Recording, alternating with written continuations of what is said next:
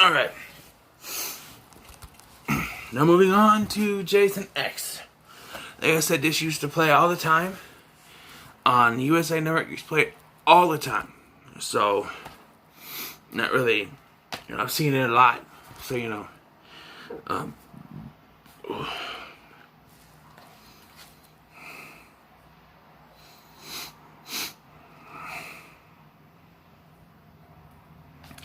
when he starts in the not too distant future, where I know people have said, "Oh, it takes place in 2001 when this happens." No, because we didn't have cryo freezing into 2001, so it has to be farther in the future. Like the beginning of this movie takes place, like at least like 2020 something, like way after Freddy vs. Jason. So. Yeah, there we meet our main character and eventual final girl, Rowan. Not you!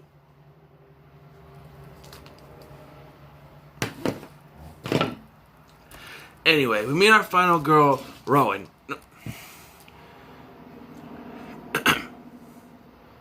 It's not you.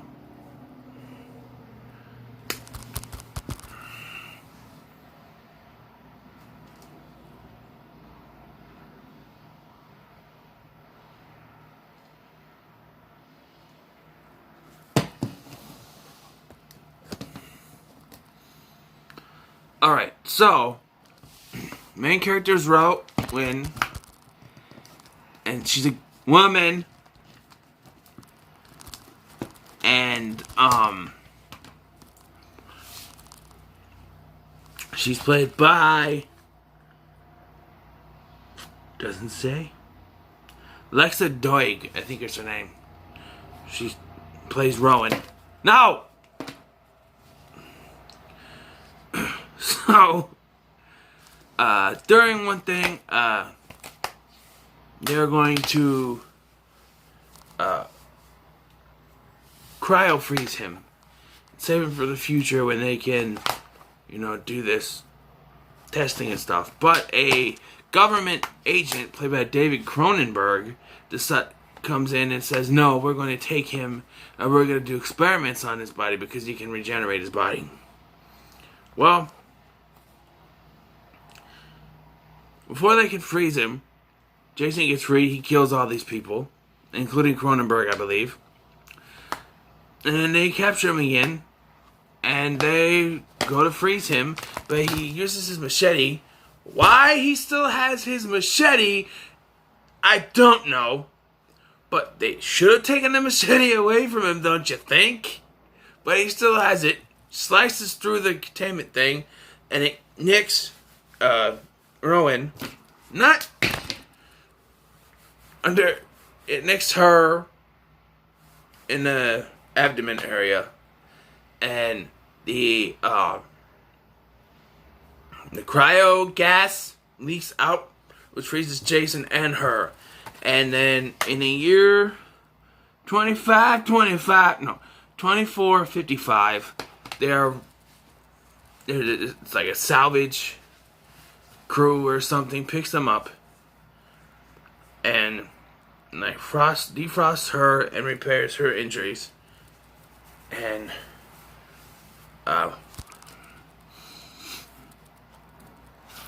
then Jason also defrosts, and we get one of the best kills in the franchise, where Jason wakes up, he takes the technician's head, dunks it in the liquid nitrogen, and then picks it up and smashes her head on the counter. Very good, sir. I don't like to look at Jason in this. I was looking at TV, and I was thinking, he looked better in the last one. I think he looked better in 8, to be honest. I mean, it was all slimy. People say, "Oh, it looks slimy, Jason." Well, his ass was in the freaking ocean. He's gonna be slimy. This version, just like they just threw something together. I mean, I don't know. It just looks terrible. I think Uber Jason looks better, in my opinion. But so no, it's basically a futuristic version of Part 8. Jason is now on a spaceship in space in 2040, 2455, and he's killing these teenagers on the ship. To the point that you have to bring in the military and Sergeant Brodsky to take care of him. Brodsky is a badass mofo, let me tell you. He actually ends up saving the day too. Like, he gets killed by, he's like fighting Jason. Jason gets him, and he's like, "You gotta do more than that." And Jason stabs him. He's like, "Yep, that'll do it." It doesn't, because he ends up saving the day. There is this guy. I don't know his name. I don't remember his name. He built this android woman named KM. Here's the connection.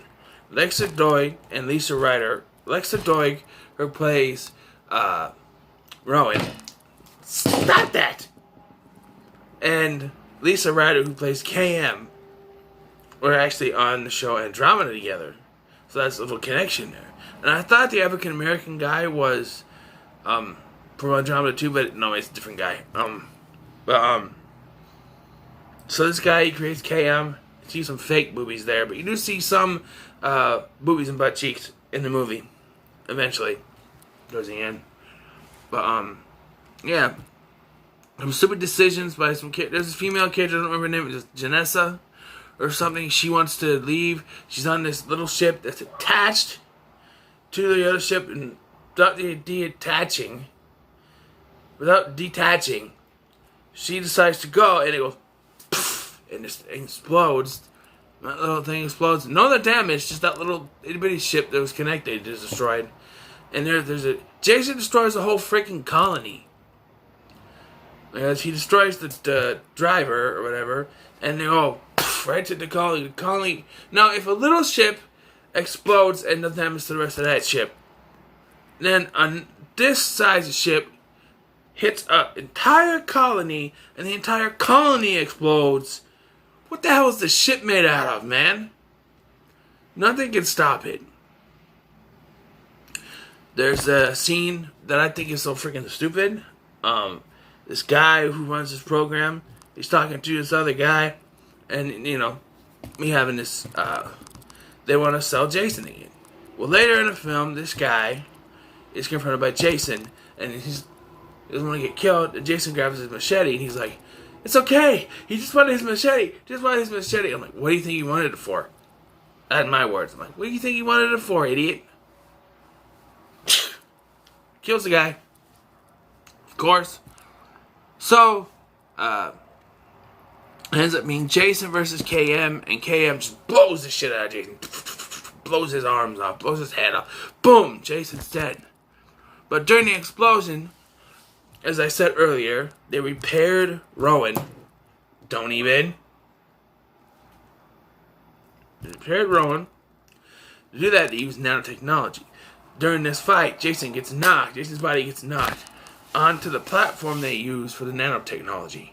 And that, goes into him. Because it wasn't enough to repair, they used the metal from the ship. And he becomes Uber Jason. A badass mofo. So, because he's unstoppable, really unstoppable now, more so than zombie Jason, more so than zombie Jason, yeah, it's hard to kill him. So they distract him by going onto the simulation deck, the simulation deck, and they project these two teenage girls. They go, "Oh, you want to get drunk? You want to smoke pot?" And then they take their tops off, and you get in a sleeping bag, and you get like a double sleeping bag kill. Well, Jason's taking one sleeping bag, and he's pounding in the other sleeping bag with that sleeping bag, and and then they eventually end up blowing Jason out of the ship. But he comes flying towards the ship again. I'm like, "You gotta be kidding me!" Here comes Brodsky. Boom! Knocks him down to Earth, and it kind of ends. We don't really see what happens to the rest. There's like 2 or 3 people left, not counting the head of KM, because Uber Jason beats the hell out of the robot, except for the head. And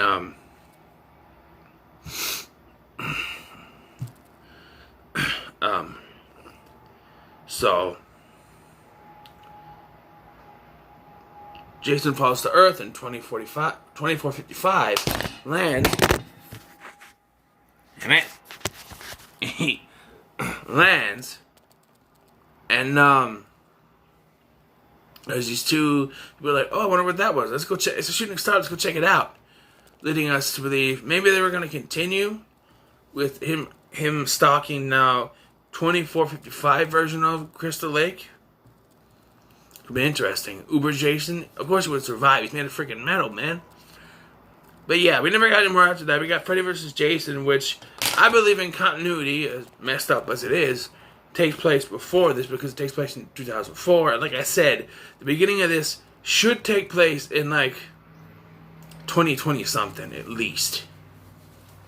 You know, because if they have cryogenics which don't exist now in almost 2020, you gotta think realistically at that time in 2001 when this came out, people think, oh, by 2020 we should have something like cryogenic.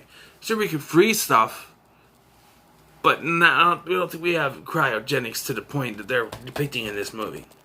So yeah, all in all, I like this movie, but like I said in my review for Jason Goes to Hell, it's not as good, I don't think. So I'm gonna give it a 5 out of 10. And yeah, I'm gonna move on to the remake and then Never Hike Alone, which I'm also doing because I forgot about that. But we're gonna do the remake next. So yeah, remember to like, share, and subscribe. Let me know what your thoughts on Jason X. What do you think of Uber Jason? And I'll see you next time.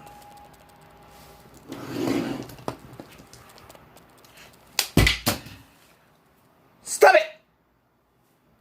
Bye.